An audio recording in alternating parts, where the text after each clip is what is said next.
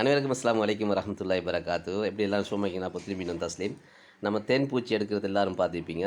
ராணியை நான் ஒரு பயணம் அந்த போத்தலில் பிடிச்சி காட்டியிருந்தேன். அது அவங்களுக்கு அந்த ஒரு இதாக இருந்திக்க மாட்டா. இப்போ நேரடியாக அந்த பூச்சி அவங்களுக்கு காட்ட ஒரு வாய்ப்பு ஒன்று இருக்குது. அதை நான் காட்டுறேன் பாருங்கள். ராணி பூச்சி அந்த மேலால் பாருங்கள், அதில் இறகு வந்து சின்னதாகவும் மேனி வந்து பெருசாகவும் இருக்கு. அதில் அந்த மேனி வந்து வித்தியாசமான ஒரு கலர் இருக்கும் பாருங்கள் மற்ற பூச்சியை விட. அதான் ராணி பூச்சி.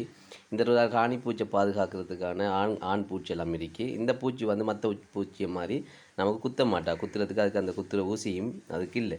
அதில் ஸ்பெஷலாக தான் மற்ற பூச்சியை தான் இவங்களை பாதுகாப்பாங்க. இதுக்கு வேலைக்கார பூச்சிக்கு கூடு கிளீன் பண்ணுறதுக்கு ஆட்கள் இருக்கிறாங்க. தேனை சேகரிக்க ஆட்கள் இருக்கு. இப்படி நிறைய அதில் ஒரு ஒரு ஒரு இலங்கை நாட்டில் என்ன வாழ்கிறதுக்கான சட்டங்கள் எல்லாம் இருக்குது. அதே மாதிரி சட்டங்கள் தான் அந்த தேன் பூச்சி கூட்டுக்குள்ளேயே அதுகள் உருவாக்கி வச்சிருக்கு. அப்போ தேன் எப்போ குத்து மனுஷன்னா, நம்ம ஒரு தேன் பூச்சி வந்து நம்மளை அடிக்க போகல, நம்ம அதுக்கு தடக்கினோம்னா குத்த ஆரம்பிக்கும். நாங்கள் தேன் எடுத்துருந்தோம் பதில்